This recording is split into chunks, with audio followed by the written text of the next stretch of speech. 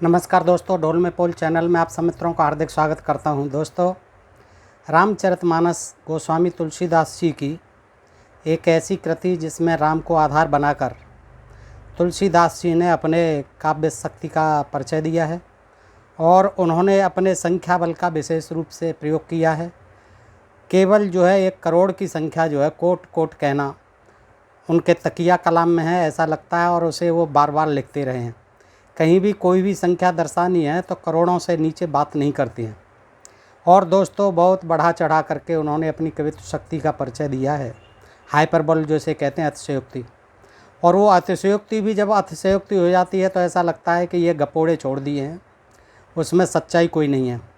दोस्तों, इसका मकसद मेरा कतई ये नहीं है कि रामचरितमानस में कोई कमी है। तुलसीदास जी ने अपनी कवित्व शक्ति का परिचय दिया है और अच्छा कवि है। इसमें तुलसीदास जी की चौपाई, दोहे, सोरठे आदि बहुत अच्छे हैं। लेकिन जहाँ हम देखते हैं कि संख्या के बल का उन्हें ज्ञान नहीं है, करोड़ों से नीचे जहाँ बात बात पर उन्होंने संख्या बल दिखाया है, वहाँ करोड़ों से नीचे बात नहीं की है और बहुत बढ़ा चढ़ा के वर्णन कर दिया है। तो उससे ऐसा लगता है कि तुलसी जी ने बहुत बड़ी बड़ी गप छोड़ी हैं इसमें। ये लगता है इसको पढ़ने से। दोस्तों, ये मैं नहीं कह रहा, ये आप पढ़ लीजिए और सुन लीजिए, देख लीजिए। लंका कांड है, पृष्ठ 820 से है। मेघनाथ जाता है लड़ने के लिए और जब वहाँ पहुँचता है तो देखिए उसके बाद मूर्छित कर देता है लक्ष्मण जी को। उसके बाद वो सुषेण वैद्य को घर सहित उठा लाते हैं। लक्ष्मण जी मूर्छित होते हैं तो तमाम करोड़ों योद्धा जो उठा रहे हैं राक्षस, लेकिन वो उठ नहीं पा रहे हैं। तो दोस्तों, बड़ा विचित्र प्रसंग है और आइए देख लेते हैं कि लंका में किस तरह से तुलसीदास जी पहुंचते हैं और किस तरह से इसमें वर्णन करते हैं उस युद्ध का। मेघनाथ सुन श्रवण अस गढ़ पुन छे का आय, उतर्यो वीर दुर्गते सन्मुख चलो बजाय। 49वां दोहा, 820 पृष्ठ, रामचरितमानस लंका कांड। मेघनाथ ने कानों से ऐसा सुना कि बानरों ने आकर फिर किले को घेर लिया है। तब वो वीर किले से उतरा मेघनाथ और डंका बजाकर उनके सामने चला। कहाँ कौशलाधीश दो भ्राता, धनवी सकल लोक बेख्याता। कहाँ नल नील दुबिद सुग्रीवा, अंगद हनुमंत बल सीवा। मेघनाथ ने पुकार कर कहा, समस्त लोकों में प्रसिद्ध धनुर्धर कौशलाधीश दोनों भाई कहाँ हैं? राम और लक्ष्मण। नल नील दुबिद सुग्रीव और बल की सीमा अंगद और हनुमान कहाँ हैं? जाते ही ये ललकारने लगा मेघनाथ। कहाँ विभीषण भ्रात्रा द्रोही, आज सबए हठ मारहूँ ओही। अस कही कठिन बान संधाने, अतिशय क्रोध श्रवण लगिताने। भाई से द्रोह करने वाला विभीषण कहाँ है?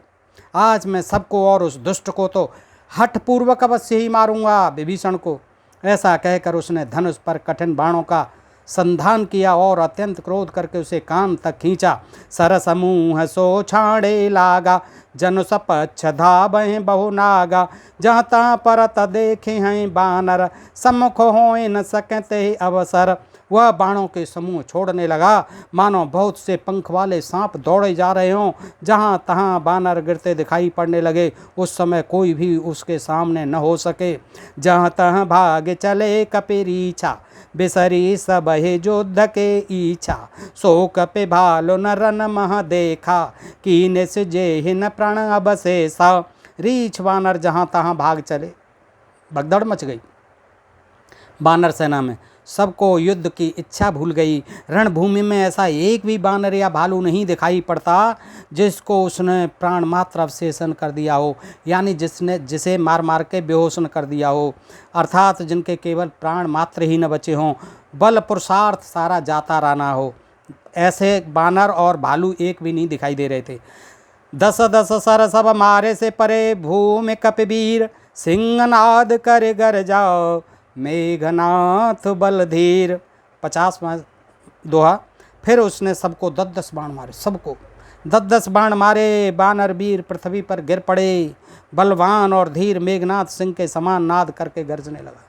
देखिए दोस्तों, हमारे इस ग्रंथों में और हमारे धर्म में ये बानर जो है ये लड़ाकू दिखाए हैं, जो राक्षसों से टक्कर ले रहे हैं राम की तरफ से बानर।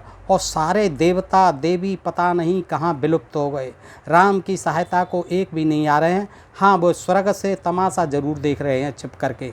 और शिव जी जो है कथा सुनाने में लगे हुए हैं पार्वती जी को, और उसको सुन करके फिर तुलसीदास जी यहाँ सुना रहे हैं सबको। तो दोस्तों पता नहीं कहाँ हैं, लेकिन बानर बेचारे, रीछ और बानर, यही जनजाति योद्धा थे, यही जूझ रहे हैं दोस्तों।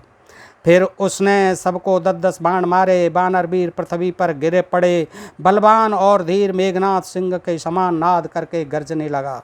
देखे पवन सुत कटक बेहाला, क्रोधबंत जनुधायहु काला, महाशैल एक तुरत उपारा, अतिरस मेघनाथ पर डारा। और देखिए हथियार भी क्या होते थे इसमें, तो केवल बंदरों के पास तो कोई हथियार था ही नहीं, बानरों के पास। और वो जो है ना ट्रेंड थे बेचारे, पता नहीं कहाँ से करोड़ों इकट्ठे होकर के लंका में पहुँच गए, और पता नहीं करोड़ों करोड़ों बानर कहाँ ठहरे होंगे, कहाँ खा रहे होंगे, कहाँ पी रहे होंगे। लंका जरा सा एक टापू था, जरा सा एक देश है, आज तो है सिंगल द्वीप कहलाता था, एक छोटा सा टापू था। अब अगर उसी से संबंधित हो तो मैं तो समझता हूँ करोड़ों करोड़ों बानर कहाँ ठहर रहे होंगे, वहाँ तो आए ही नहीं होंगे। और राक्षस अलग, उनका लंका का अपना प्रजा अलग। तो ये बड़ा अचंभा होता है देख देख के, पढ़ पढ़ के, कि देखिए कितना जो है सारी सेना को व्याकुल देख कर पवन सुत हनुमान क्रोध करके ऐसे दौड़े मानो स्वयं काल दौड़ा आता हो। उन्होंने तुरंत एक बड़ा भारी पहाड़ उखाड़ लिया। अब पहाड़ तो ऐसे उखाड़ लेते थे जैसे कोई ईंट पत्थर पड़ा हो, उसको उठा के फेंक दिया। पहाड़ कैसे उखड़ सकता है दोस्तों? लेकिन यह कवि की कल्पना है, कभी कुछ भी लिख सकता है। जहाँ पहुँचे रवि वहाँ पहुँचे कवि, तुलसीदास जी की कवित्व का ये करिश्मा है। उन्होंने तुरंत एक बड़ा भारी पहाड़ उखाड़ लिया हनुमान जी ने, और बड़े ही क्रोध के साथ उसे मेघनाथ पर छोड़ दिया। आबत देख गयो नभ सोई, रथ सारथी तुरग सब खोई, बार बार पचार हनुमान, निकट न आब मरम सो जान। पहाड़ को आते देखकर वो आकाश में उड़ गया मेघनाथ। अब पता नहीं मेघनाथ के पंख हो गए आए थे या पंख लगे होते थे। जैसे ही पहाड़ आते देखा कि हनुमान जी ने पहाड़ फेंक दिया मेरे ऊपर, तो वो आकाश में उड़ गया, पक्षी की तरह पक्षी बन गया। उसके रथ सारथी घोड़े सब नष्ट हो गए, सबको छोड़ गया पृथ्वी पर।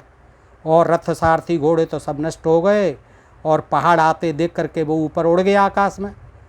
हनुमान जी उसे बार बार ललकारने लगे नीचे से, पर वह निकट नहीं आता, वो नहीं आ रहा है, क्योंकि वह उनके बल का मरम जानता था कि हनुमान जी कितने बलवान हैं। रघुपति निकट गयो घन नादा, नाना भांत करे से दुर्बादा, अस्त्र शस्त्र आयुध सब डारे, कौतुक कहीं प्रभु काटने बारे। तब मेघनाथ श्री रघुनाथ जी के पास गया और उनके प्रति अनेकों प्रकार के दुर्वचनों का प्रयोग किया। पहुंच गया रघुनाथ जी के पास और दुर्वचन कहने लगा। फिर उसने उन पर अस्त्र शस्त्र तथा सब हथियार चलाए। प्रभु ने खेल खेल में ही सबको काट कर अलग कर दिया। देखे प्रताप मूढ़ खिसियाना, कर लाग माया विधि नाना, जिम को करे गरुड़ से खेला, डर पावे गए स्वल्प सपेला। श्री राम जी का प्रताप देखकर वह मूर्ख लज्जित हो गया। प्रताप को जैसे ही देखा सोई लज्जित हो गया और अनेकों प्रकार की माया करने लगा।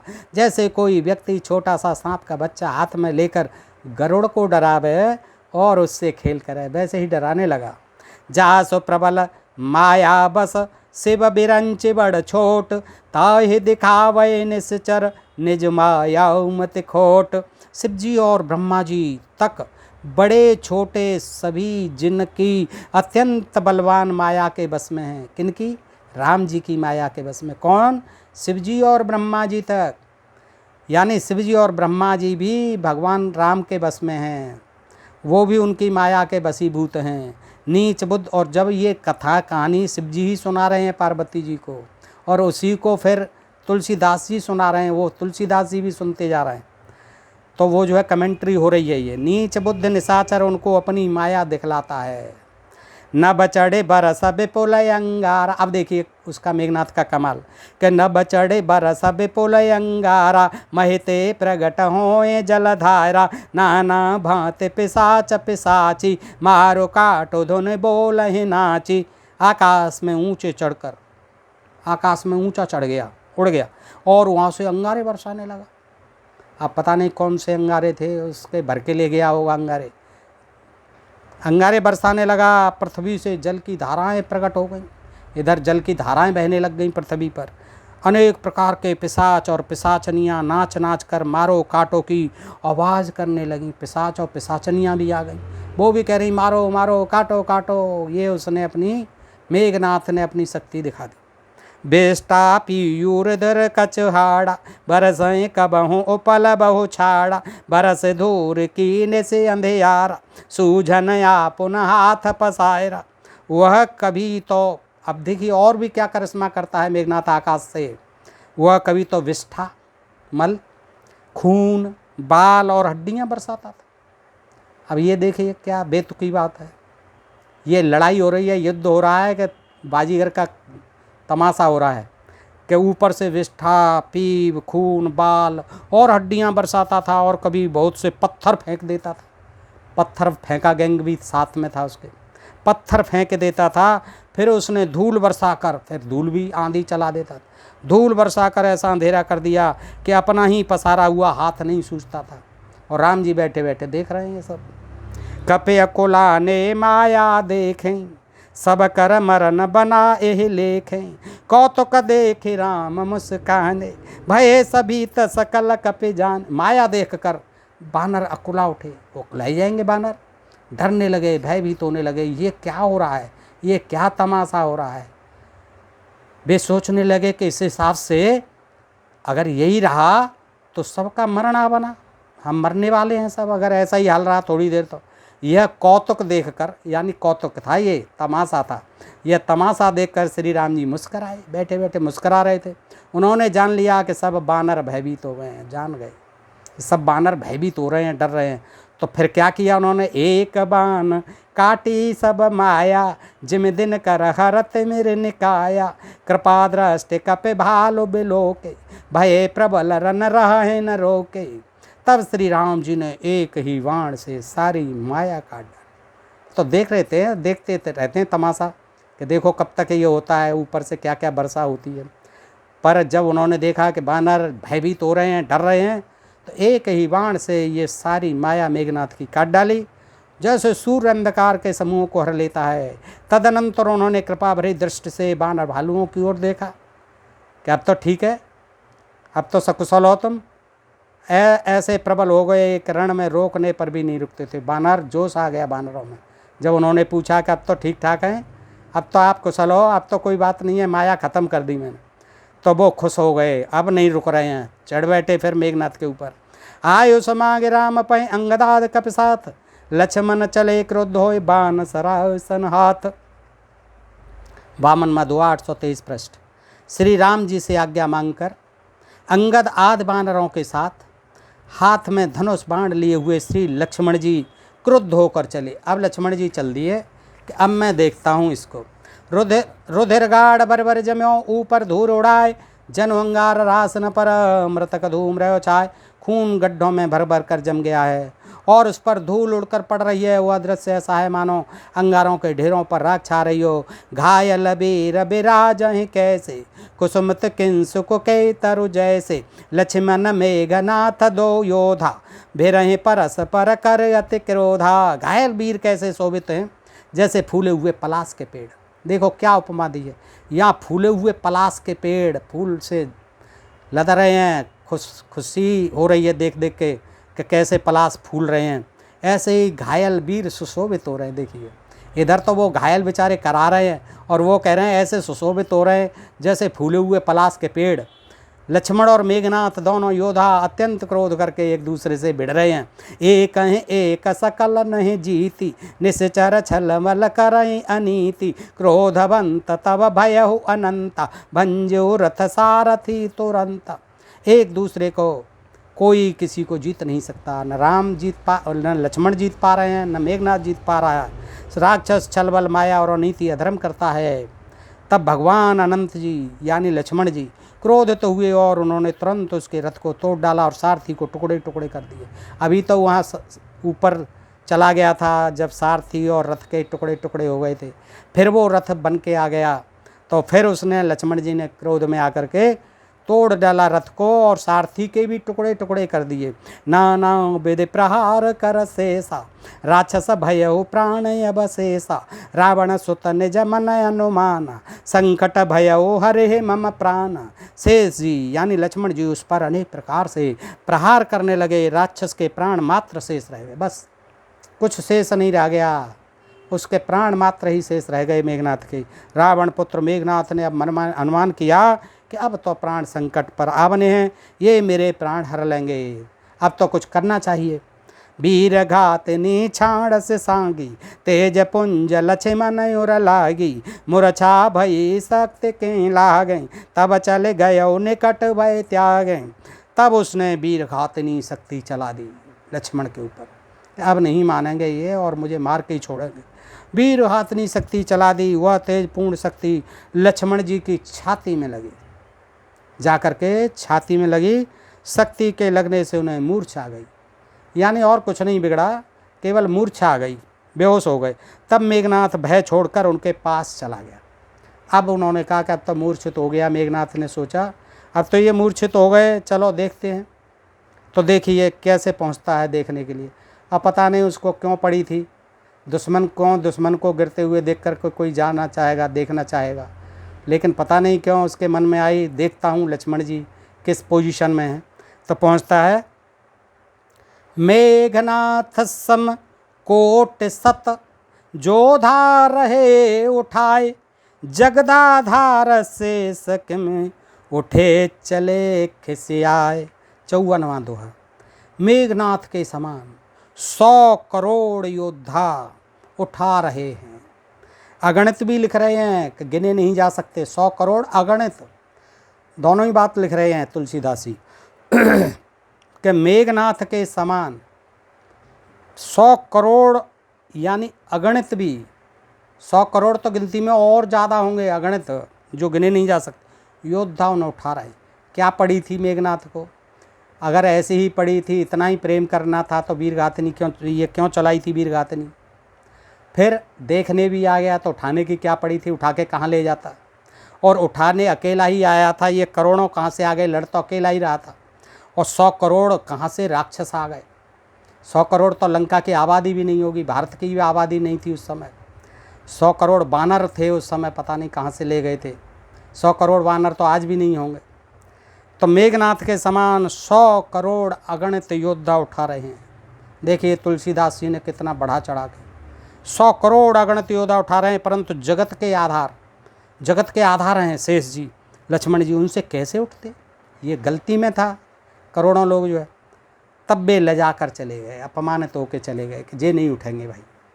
सुन गिर जा क्रोधा न लजासु जा रहे भुवन चारे दशयासु सक संग्राम जीत को ताही से वह सुर नर अग जग जाही। शिव जी कह रहे हैं, तुलसीदास जी इधर कह रहे हैं और उधर शिव जी कह रहे हैं।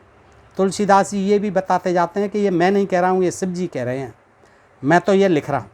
तो शिव जी कहते हैं, हे गर्जे सुनो, प्रलय काल में जिन शेष नाग के क्रोध की अग्नि 14 भुवनों को तुरंत ही जला डालती है, और देवता मनुष्य और समस्त चराचर जीव जिनकी सेवा करते हैं उनको संग्राम में भला कौन जीत सकता है? ये तो मालिक हैं सृष्टि के, प्रलय के, देवताओं के, मनुष्यों के, समस्त चराचर जीव विज्ञान के, सबके ये देवता हैं लक्ष्मण जी। इनको संग्राम में पार्वती जी कौन जीत सकता है? यह कौतूहल जाने सोई जा पर कृपा राम की होई संध्या भय फिर दो बाहनी लगे समारन निज निज अनी। इस लीला को तो वही जान सकता है पार्वती जी जिस पर श्री राम जी की कृपा हो। संध्या होने पर दोनों ओर की सेनाएं लौट पड़ी और सेनापति अपनी अपनी सेनाएं संभालने लगे। अब शिव जी कह रहे हैं कि जिस पर राम जी की कृपा हो, और राम जी पर कृपा किसी देवता की नहीं है, वो बहुत परेशान है। उन पर कृपा तो बानरों की हो रही है, बानर बेचारे मर रहे हैं, उनकी खप रहे हैं, और सारे देवी देवता और सभी ब्राह्मण देवता चुपचाप छिपके तमाशा देख रहे हैं, और राम जी बेचारे भुगत रहे हैं। ये देखिए ये कवि की कल्पना जो है। व्यापक ब्रह्म अजित भुवनेश्वर, लक्ष्मण कहाँ बूझ करुणा कर, तब लगले आयो हनुमान, अनुज देखे प्रभु अति दुख मायना।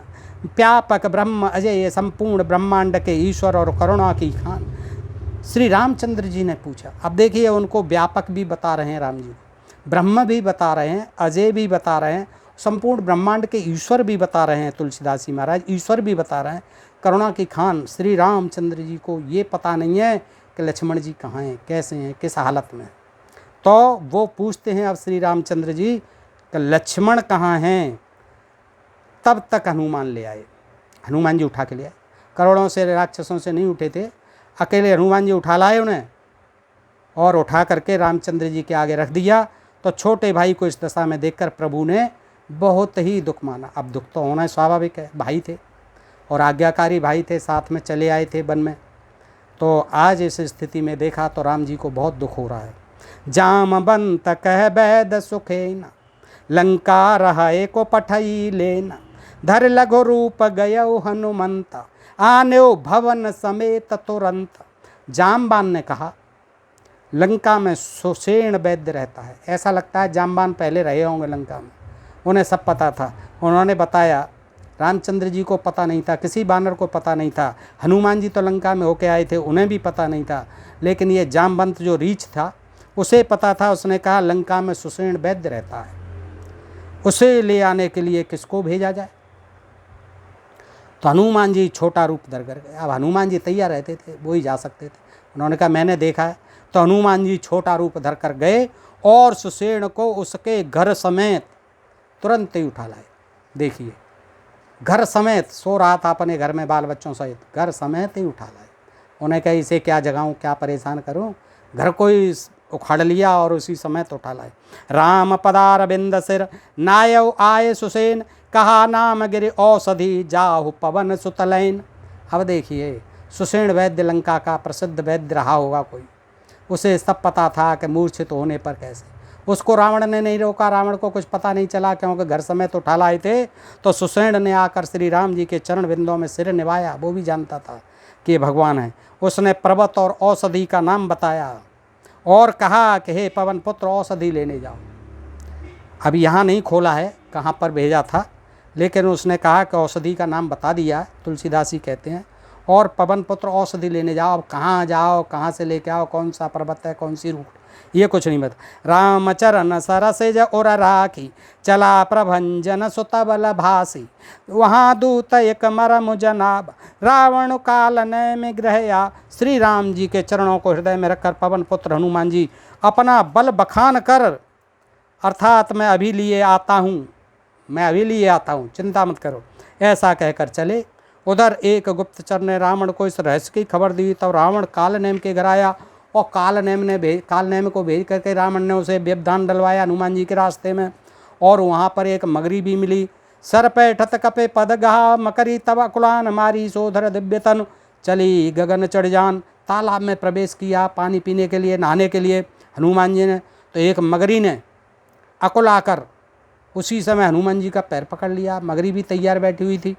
हनुमान जी ने उसे मार डाला, वो तो मार डालेंगे ही। तब वह दिव्य देह धारण करके विमान पर चढ़ करके आकाश को चली और कहती गई कि हे बानर, मैं तुम्हारे दर्शन से पाप रहित हो गई। हे तात, श्रेष्ठ मुनि का साप मिट गया। हे कपि, वो भी कोई राक्षसी थी, उसको साप मिला हुआ था, वो भी तर गई। इसके बाद क्या है कि वो पहुंच जाते हैं अपने ठिकाने पर। देखा सैलन औषध चीना, इधर उधर घूम रहे हैं, पर्वत पर देख रहे हैं। जो पर्वत बताया होगा इसमें बताया नहीं है नाम। देखा सैलन औषध चीना, सहसा कपि उपार गिर लीना, गहे गिर निस नभ धावत भयहु, अबदपुरी ऊपर कपि गयहु। अब देखिए, उन्होंने पर्वत को देखा पर औषधि न पहचान सके। पर्वत तो वहाँ भी बहुत थे लंका में, अब ये कहाँ पता नहीं कौन सा पर्वत बताया था। उन्होंने पर्वत को देखा और पर औषधि को न पहचान सके। अब उन्हें तमाम रूखड़ी होती हैं, तमाम जड़ी बूटी होती हैं, तमाम वृक्ष होते हैं, तमाम वनस्पति होती है पहाड़ों पर, क्या मालूम पड़ता है कौन सी थी, ये तो सुषेण वैद्य ही जानता होगा। तो इस चक्कर में पड़ गए हनुमान जी। तो क्या करते हैं, तब हनुमान जी ने एकदम से पर्वत को ही उखाड़ लिया। चलो इसको पूरे पर्वत को ही उखाड़ लेता हूँ। जो होगी जड़ी बूटी वो अपनी देख लेगा अपने आप। तब पर्वत लेकर हनुमान जी रात ही में आकाश मार्ग से दौड़ चले। रात रात में ही पहुंचना था वापस लंका। अब पता नहीं कहाँ गए थे, कहाँ से पहुंचना था, ये कुछ नहीं है। और अयोध्यापुरी के अच्छा, ये अयोध्यापुरी के ऊपर पहुंच गए, इसका मतलब ये अपने भारत में ही आए थे कहीं। तो अयोध्यापुरी के ऊपर से उड़ रहे हैं पर्वत को लेके, तो रात में उड़ रहे हैं। देखा भरत विशालत निश्चर मन अनुमान, बिन फरसाय कमारे चाप श्रवण लगतान। 58वां दोहा। भरत जी ने आकाश में अत्यंत विशाल स्वरूप देखा। अब वो किसी और की निगाह नहीं पड़ी, भरत जी जग रहे होंगे रात में, तो वो घर से महल से बाहर आके देखा छत आकाश की ओर, तो उन्होंने देखा कि अत्यंत विशाल स्वरूप देखा। तब मन में अनुमान किया कि यह कोई राक्षस है। अब वहाँ राक्षस कहाँ थे भारत में, राक्षस तो लंका में थे सब। अब लेकिन उनको लगा कि ये कोई तो राक्षस उड़ रहा है। उन्होंने कान तक धनुष को खींचकर तुरंत बिना फल का एक बाण मारा, बिना फल का एक बाण मारा आसान सा। पर्यो मुरछ महिलागत सायक, सुमिरत राम राम रघुनायक। सुन प्रिय बचन भरत तब धाय, कप समीप अति आतुर आए। बाण लगते ही हनुमान जी राम राम रघुपति का उच्चारण करते हुए मूर्छित होकर पृथ्वी पर गिर पड़े। देखिए ये और अनर्थ हो गया। रास्ते में ये रोक और लगा दी भरत जी ने, बाण से गिरा लिया नीचे, मूर्छित हो गए, राम राम कह रहे हैं, रघुपत्र रघुपत्र चिल्ला रहे हैं। प्रिय बचन राम नाम सुनकर भरत जी उठकर दौड़े और बड़ी उतावली से हनुमान जी के पास आए। बिकल बिलोक की सयोर लाबा, जागत नय बहु भांत जगाबा। मुख मलिन मन भय दुखारी, कहत बचन भर लोचन बायरी। हनुमान जी को व्याकुल देखकर उन्होंने हृदय से लगा लिया, बहुत तरह से जगाया, पर वे जागते न थे। तब भरत जी का मुख उदास हो गया। वे मन ही मन बड़े दुखी हुए और नेत्रों में विषाद के आंसुओं का जल भरकर ये वचन बोले, और यदि श्री रघुनाथ जी मुझ पर प्रसन्न हो तो ये बानर थकावट और पीड़ा से रहित हो जाए। यह वचन सुनते ही कपराज हनुमान जी कौशलपति श्री रामचंद्र जी की जय जय हो कहते हुए उठ बैठे। लीन कपेर लाए पुलकित तनुलोचन सजल, प्रीति न हृदय समाय सुमिर राम रघुकुल तिलक। भरत जी ने बानर हनुमान जी को हृदय से लगा लिया। उनका शरीर पुलकित हो गया और नेत्रों में आनंद तथा प्रेम के आंसुओं का जल भराया।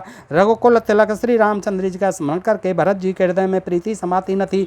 भरत जी बोले, हे तात, छोटे भाई लक्ष्मण और माता जानकी सहित सुख निधान श्री राम जी की कुशल कहो। भरत जी को बेचारे को कुछ पता नहीं था कि वहाँ क्या बीत रही है रामचंद्र जी लक्ष्मण जी पर।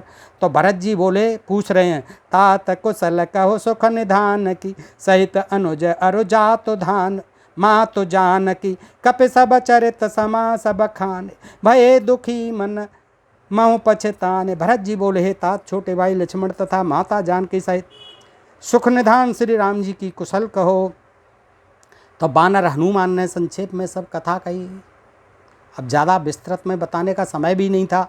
सुनकर भरत जी दुखी हुए और मन में पछताने लगे। अह देव मैं कत जग जायो, प्रभु के एक हो काजन आयो। जान को अवसर मन धर धीरा, पुण्य कपिसन बोले बलबीर। हा देव, मैं जगत में क्यों जन्मा, विलाप करने लगे। क्यों जन्मा मैं इस जगत में, हे प्रभु। प्रभु के एक भी काम न आया। फिर को अवसर विपरीत समय जानकर मन में धीरज धरकर बलबीर भरत जी हनुमान जी से बोले, तात गहर होए तो हे जाता, काजु नसाए होए प्रभाता। चढ़ु मम सायक शैल समेता, पठबों तो हे जहाँ कृपा निकेता। हे तात, तुमको जाने में देरी होगी और सवेरा होते ही तो काम बिगड़ जाएगा, जैसा कि आप बता रहे हैं मुझे। तो हे हनुमान जी, तुम पर्वत सहित मेरे बाण पर चढ़ जाओ, मैं तुमको वहीं भेज देता हूँ जहाँ कृपा के धाम श्री राम जी हैं। सुनो कपे मन बच उपजाए अभिमान, मोरे भार चलहि किम बाहन। राम प्रभाव विचारे बहोरी, बंद चरण कह कपे कर जोरी। भरत जी की यह बात सुनकर एक बार तो हनुमान जी के मन में अभिमान उत्पन्न हुआ कि मेरे बोझ से बाण कैसे चलेगा, जरा सा बाण होता है, मेरा ये पर्वत का भी बोझ है, मेरा भी बोझ है। तो वो कहने लगे, मेरे बोझ से ये बाण कैसे चलेगा। किंतु फिर श्री रामचंद्र जी के प्रभाव का विचार करके, अरे रामचंद्र जी के भाई हैं, ये तो सब कुछ कर सकते हैं। तो ये प्रभाव विचार करके वे भरत जी के चरणों की वंदना करके हाथ जोड़कर बोले, क्या बोले, तब प्रताप और राखे प्रभु, जय हो नाथ तुरंत, अस कहे आयुष पाए पद, बंद चले हो हनुमंत। हे नाथ भरत जी, हे प्रभु, मैं आपका प्रताप हृदय में रखकर तुरंत चला जाऊंगा, आप इतना कष्ट मत करिए, मुझे बाण पर मत भेजिए, मैं तो आपका प्रताप हृदय में रखता हूँ और उससे ही मैं तुरंत चला जाऊंगा। ऐसा कहकर आज्ञा पाकर और भरत जी के चरणों की वंदना करके हनुमान जी चले। भरत बाहुबलशील गुण प्रभु पद प्रीति अपार मन महु जात सराहत पुण्य पुण्य पवन कुमार। भरत जी के बाहुबलशील सुंदर स्वभाव गुण और प्रभु के चरणों में अपार प्रेम की मन ही मन बारंबार सराहना करते हुए मारुति श्री हनुमान जी चले जा रहे हैं, चल दिए। तो दोस्तों इस प्रकार आपने देखा कि भरत जी जब वन में लेवाने के लिए गए हैं, रामचंद्र जी को बहुत बड़ी चतुरंगिणी सेना लेकर गए थे। आज जब पता चल गया है उनको, माना कि अब तक पता नहीं था, तो अब हनुमान जी ने बता दिया इस तरह वो संकट में हैं, तो क्या भरत जी को जाना नहीं था सेना लेकर के? राम ने तो कहीं मना नहीं किया है, ना भरत जी को कुछ पता था। तो जब लेवाने गए थे वापस करने के लिए, तब वो इतनी चतुरंगिणी सेना लेके गए, पूरी प्रजा को लेके गए, तो क्या आज उनको नहीं जाना चाहिए था? ये क्यों ऐसा किया भरत जी ने भी? तो दोस्तों ये तो तुलसीदास जी महाराज जाने हैं, इन्होंने तो कुछ बताया नहीं है। दोस्तों इस तरह से ये प्रसंग जो है हमारे रामचरितमानस में मिलते हैं। दोस्तों आज के लिए इतना ही। बताइए आपको ये प्रसंग कैसा लगा। अगर अच्छा लगे तो दोस्तों में शेयर करें और अपने प्रिय चैनल ढोल में पोल को सब्सक्राइब करते रहें। आज के लिए इतना ही। नमस्कार, जय हिंद, जय भारत दोस्तों।